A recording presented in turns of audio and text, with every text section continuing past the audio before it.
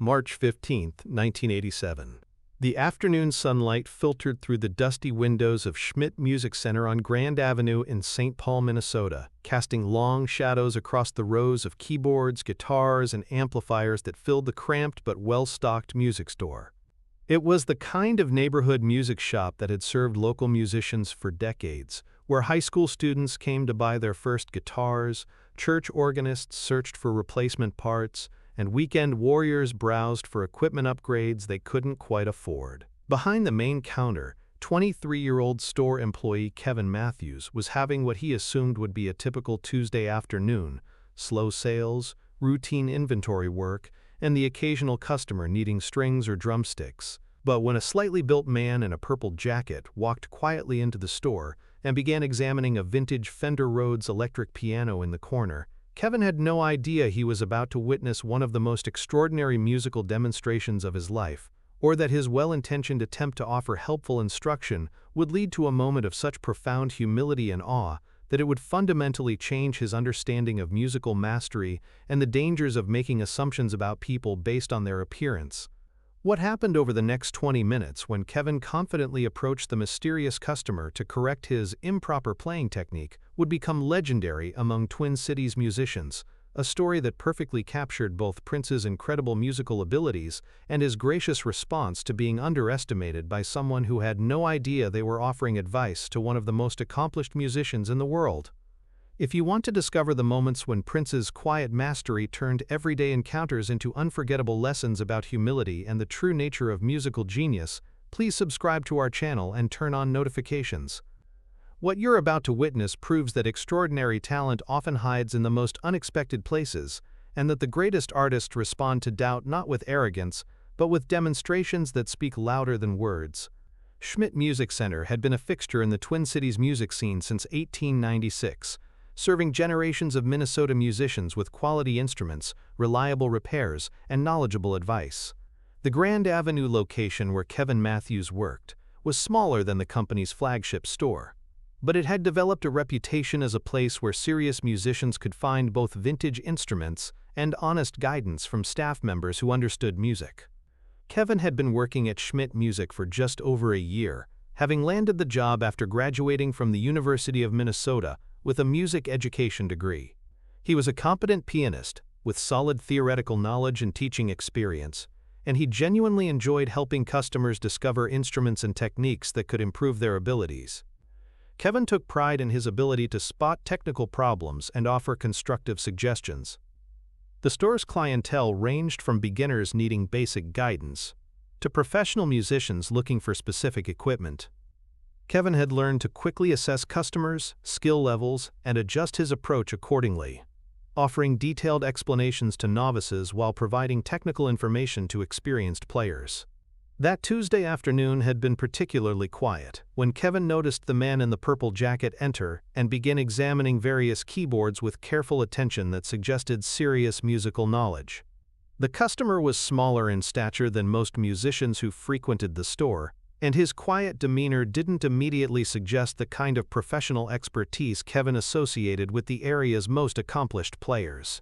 When the customer settled at the vintage Fender Rhodes electric piano and began playing, Kevin initially paid little attention, as customers testing instruments was routine. However, as the playing continued, Kevin began noticing unusual aspects of the customer's technique that caught his professional attention and eventually prompted him to offer what he believed would be helpful instruction. The Fender Rhodes that had attracted the customer's attention was a 1973 stage model recently restored to excellent condition. The instrument was known for its distinctive warm, bell-like tone and popularity among jazz, rock, and R&B musicians, but it also had specific technical characteristics that required particular playing techniques to achieve optimal sound quality. Kevin had extensive experience with Fender Rhodes pianos from college studies and his work at the music store. He knew that the Rhodes required a lighter touch than acoustic pianos, that certain playing methods could produce better sustain and tonal clarity, and that improper technique could potentially damage the instrument's delicate internal mechanisms. As Kevin listened to the customers playing from across the store, he began noticing what appeared to be technical issues with the man's approach. The customer seemed to be using finger positions and hand techniques that violated conventional Rhodes playing methods, and some of his musical choices seemed to produce sounds that Kevin associated with improper use of the instrument's capabilities. After several minutes of observation, Kevin's professional instincts and genuine desire to be helpful prompted him to approach the customer and offer what he believed would be constructive guidance about proper Rhodes technique. "Excuse me," Kevin said politely as he approached the Fender Rhodes. "I couldn't help noticing your playing, and I thought you might benefit from some suggestions about Rhodes technique. These instruments have specific requirements that are different from regular pianos." The customer looked up with a slight smile and nodded politely. "I'd be happy to hear what you have to say," he replied in a soft, measured voice that carried no hint of defensiveness. Kevin felt encouraged and began explaining what he perceived as technical problems. "The main thing I noticed is that you're using finger techniques that work well on acoustic piano but don't really optimize the Rhodes sound. These electric pianos respond better to a lighter touch and more linear fingering patterns." The customer listened attentively and nodded thoughtfully. "That's interesting," he said. "Would you mind showing me what you mean? I'm always interested in learning different approaches to instruments." Kevin felt pleased that his advice was being well received and moved to demonstrate what he considered proper Rhodes technique. He played several examples of conventional electric piano methods, explaining how lighter touch and traditional fingering patterns could produce cleaner sounds and better sustain. "See how this approach gives you more consistent tone and better control over dynamics?" Kevin explained as he demonstrated standard techniques he had learned in college. Most professional players find that these methods work much better than trying to play the Rhodes like an acoustic piano. The customer watched with apparent interest and asked thoughtful questions. "That's very helpful," he said when Kevin finished. "I can see how those methods would work well for certain types of music. Would you mind if I tried a different approach and got your opinion on it?" Kevin was happy to continue the educational exchange. "Of course," he replied. "I'd be interested to hear how the changes affect your playing." What happened next would remain etched in Kevin's memory forever. The customer placed his hands on the Rhodes keyboard and began to play. But instead of incorporating Kevin's suggestions, he continued with his original approach, while somehow transforming it into something far more sophisticated and musically compelling than anything Kevin had ever heard from the vintage instrument. The sounds that emerged from the Fender Rhodes under the customer's hands were unlike anything Kevin had encountered in his years of study and work with electric pianos. The customer's unconventional techniques, which Kevin had criticized as improper, were producing tonal colors, harmonic textures, and dynamic expressions that revealed capabilities in the instrument that Kevin hadn't known existed. The customer's touch, which Kevin had perceived as inappropriate, was actually creating subtle variations in attack and sustain that added incredible depth to every note. His fingering patterns, which had seemed inefficient, were enabling him to create complex harmonic structures and melodic lines that would have been impossible using traditional techniques. As the performance continued, Kevin realized he wasn't just witnessing superior technical skill. He was experiencing musical artistry that completely transcended conventional categories.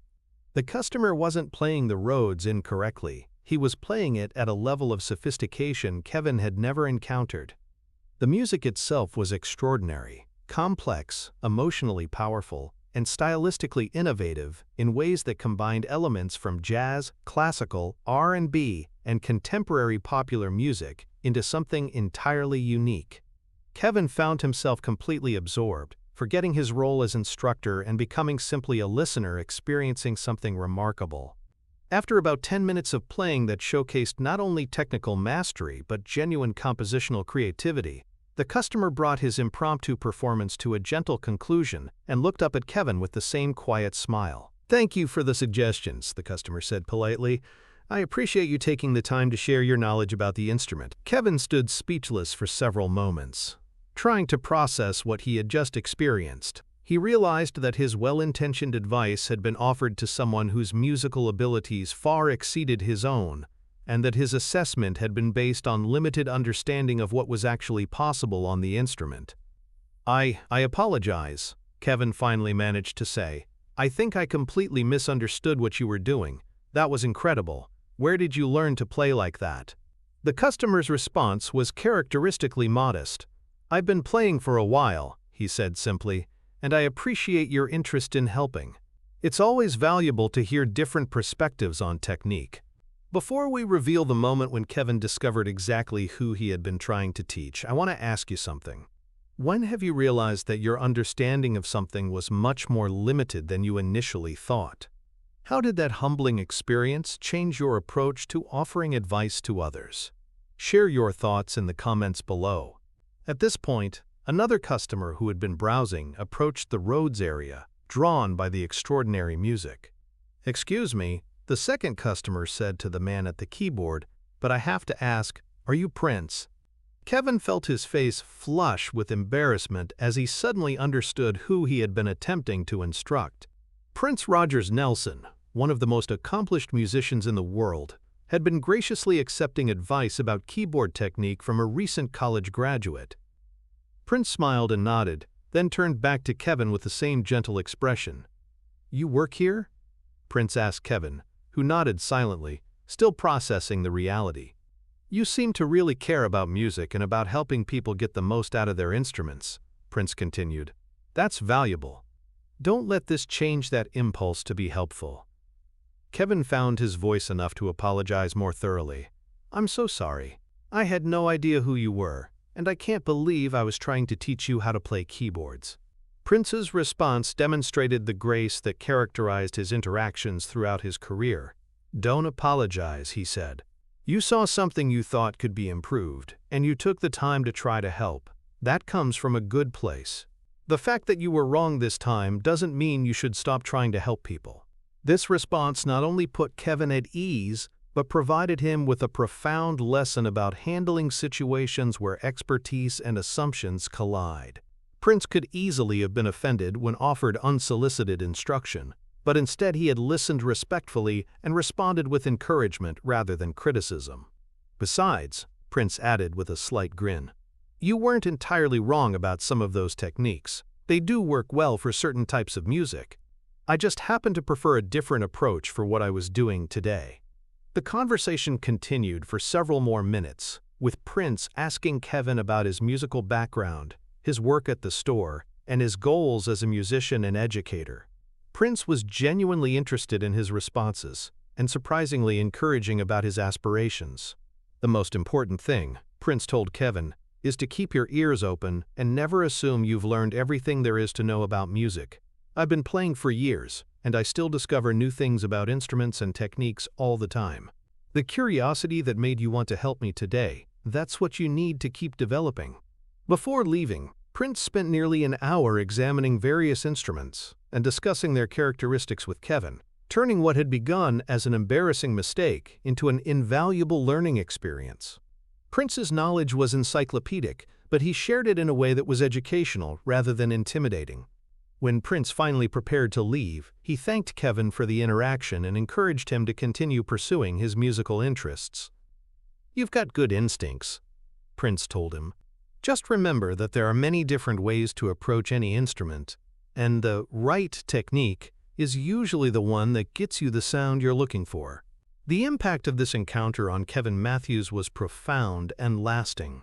The experience taught him valuable lessons about the dangers of making assumptions, the importance of approaching other musicians with humility, and the recognition that expertise can take many different forms. Kevin began incorporating these insights into his work at the music store, approaching customers with more curiosity and less certainty about what they needed. He found that this change led to more productive interactions with musicians at all skill levels and helped him become a more effective teacher and advisor. The story quickly became part of Twin Cities music folklore, shared among local musicians as both an entertaining anecdote and a cautionary tale about the importance of recognizing that musical mastery can appear in unexpected forms. Kevin himself became a frequent teller of the story, using it to illustrate important points about humility and continuous learning. Today, the story serves as a reminder that true musical mastery often defies conventional categories and expectations, and that the most accomplished artists are frequently those who have found their own unique approaches to their instruments and craft. Prince's gracious response also demonstrates that genuine expertise is often accompanied by humility and patience with those who are still learning. The lesson from that afternoon at Schmitt Music Center remains relevant for anyone involved in music education or artistic instruction. The most important qualities for teachers and advisors are curiosity, humility, and the recognition that there are always new things to learn from other musicians, regardless of their apparent skill level or conventional credentials. Thank you for joining us on this journey through one of Prince's most gracious demonstrations of how true masters respond to being underestimated. If this story inspired you to approach other people's expertise with more curiosity and less assumption, or reminded you of the importance of staying humble about your own knowledge, please subscribe and share your own experiences of learning from unexpected teachers in the comments below.